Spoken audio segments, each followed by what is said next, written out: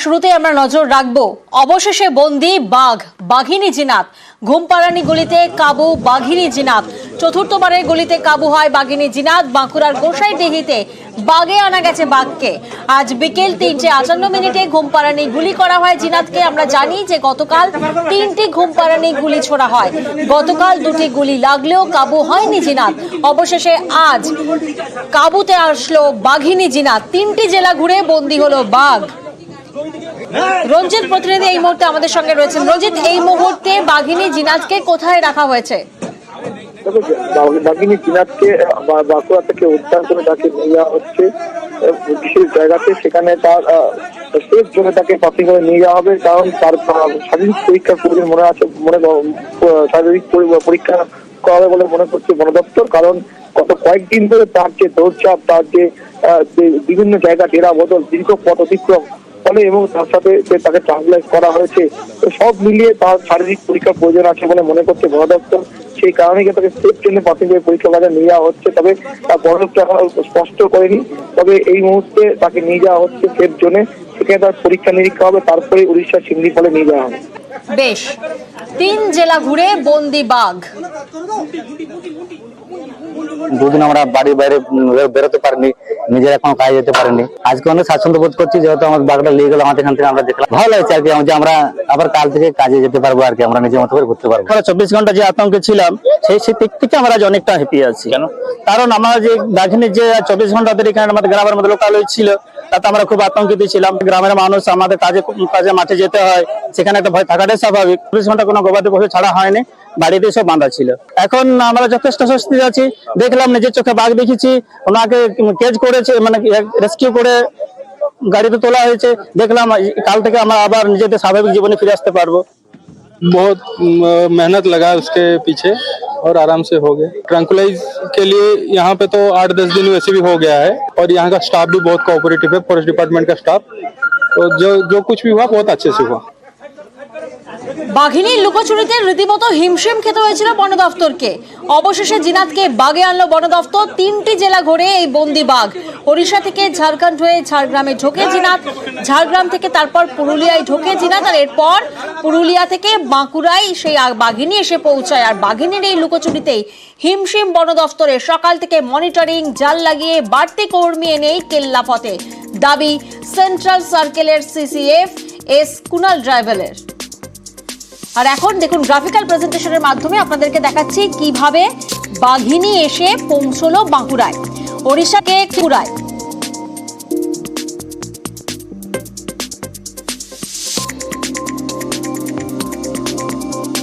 সেই সকাল থেকে আমরা তৈরি করেছি, এলাকা মনিটর করেছি, যত সম্ভাবনা নেট লাগানো আর ম্যান পাওয়ার লাগানো, প্রোটেকশন ফোর্স লাগানো আর যা ডাকিং টিম লাগানো, মানে পিকচার মানে ফ্রেশভাবে আমরা অ্যারেঞ্জ করেছি।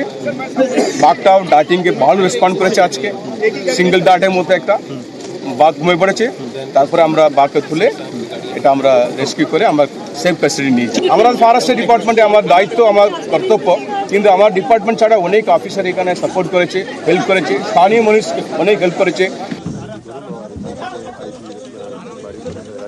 কেন এত সতর্কতা, এত ঘেরাটোপ?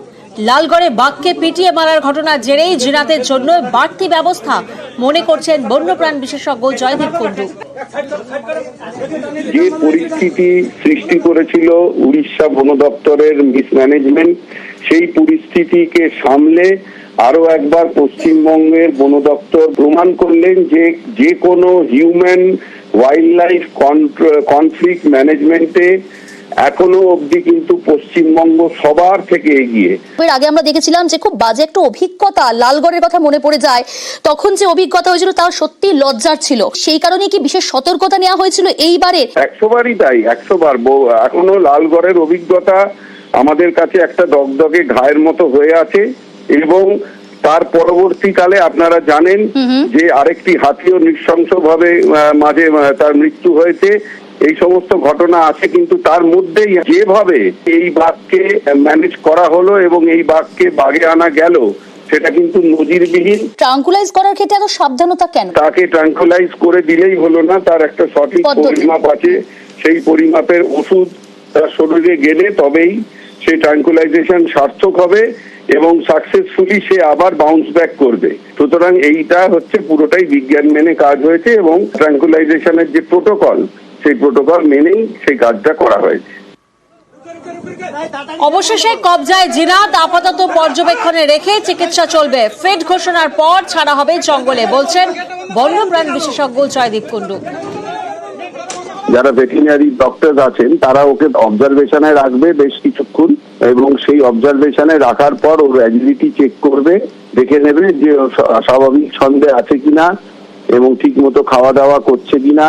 এবং ওকে অনেক সময় যেটা দেখা যায় কোন একটা স্কুইজ কেজ হয়, সেই স্কুইজ কেজে ওকে দিয়ে ওর পরীক্ষা করা হবে, হয়তো ওর শরীরের কোনো অংশ ওনারা পরীক্ষা করে দেখতে পারেন এবং সেই পরীক্ষাগুলো হয়ে গেলে তারপরে ওকে জঙ্গলে ছেড়ে দেওয়া। পুরো বিষয়টা জয়দীপ বাবু কতক্ষণ সময় লাগতে পারে এটা বলা খুব ডিফিকাল্ট, কারণ হচ্ছে এটা পুরোটাই ডাক্তারদের কল এবং আমাদের বন দপ্তরের চিফ ওয়াইল্ড লাইফ ওয়ার্ডেন উনি পুরো জিনিসটা পর্যবেক্ষণ করে তারপরে আমাদের রাজ্যের মুখ্য বনপাল উনি এটার সিদ্ধান্ত নেবেন যে একদম ওকে ফিট বলে ঘোষণা করা হবে।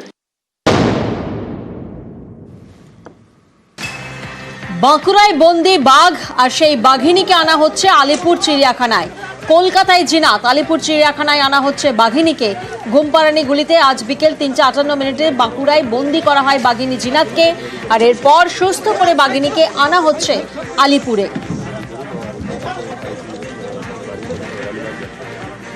আলিপুর চিড়িয়াখানায় এই মুহূর্তে আনা হচ্ছে বাঘিনী জিনাতকে। ঘুমপাড়ানি গুলিতে বাঁকুড়ায় বন্দি করা হয়েছে এই বাঘকে। চতুর্থবারের ঘুমপাড়ানি গুলি, আর যে গুলিতে কাবুতে আনা হয় এই বাঘিনী জিনাতকে।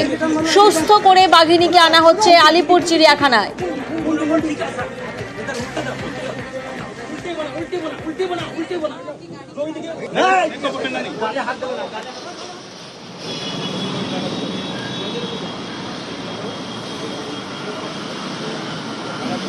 আলিপুর চিড়িয়াখানার সেই প্রস্তুতির ছবি আমরা দেখছি। অন্যদিকে মুখ্যমন্ত্রী মমতা বন্দ্যোপাধ্যায় তিনি এক্স হ্যান্ডেলে পোস্ট করেছেন, 7 দিনের চেষ্টা, অবশেষে অক্ষত অবস্থায় কবজায় জিনাত। এড়ানো গেল লালগড়ের পুনরাবৃত্তি। বাঁকুড়ায় বাঘবন্দিতে বাংলার বন দফতরকে অভিনন্দন মুখ্যমন্ত্রীর। পুলিশ প্রশাসনের পাশাপাশি শুভেচ্ছা স্থানীয়দেরও। অসাধারণ টিম ওয়ার্কে উদ্ধার বন্যপ্রাণ, রোখা গেছে ক্ষয়ক্ষতিও। আপ্লুত মমতা বন্দ্যোপাধ্যায়।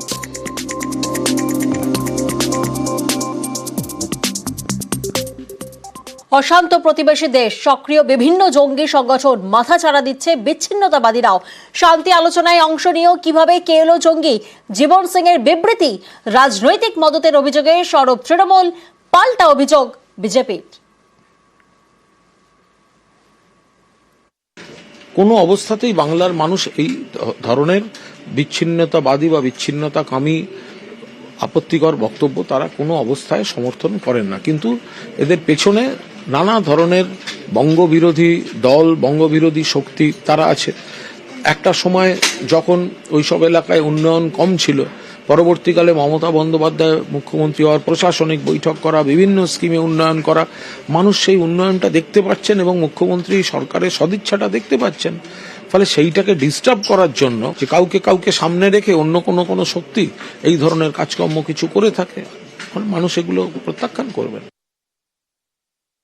দেখি, ভারত সরকারের মূল লক্ষ্যই হলো শান্তি স্থাপন করা।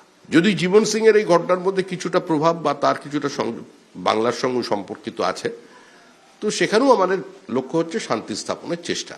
কিন্তু কোনো দেশবিরোধী কার্যকলাপ, কোনো বিচ্ছিন্নতাবাদ বা কোনো রাষ্ট্রদ্রোহিতাকে বা কোনোভাবে বাংলার ওপরে, বাংলার স্বার্থে কোনো আঘাতপ্রাপ্ত হয়, তাহলে কেন্দ্রীয় সরকার চুপ করে থাকবে না। এই মুহূর্তে আমরা একটু বাংলাদেশের বিষয় নিয়ে অতিরিক্ত চিন্তিত আছি। তার মধ্যে যদি জীবন সিং আমার যোগ দেয়, তাহলে তার প্রতিও মানুষ ক্ষুব্ধ হবে। তবে আমরা চাই সবাই শান্তিতে থাকুন।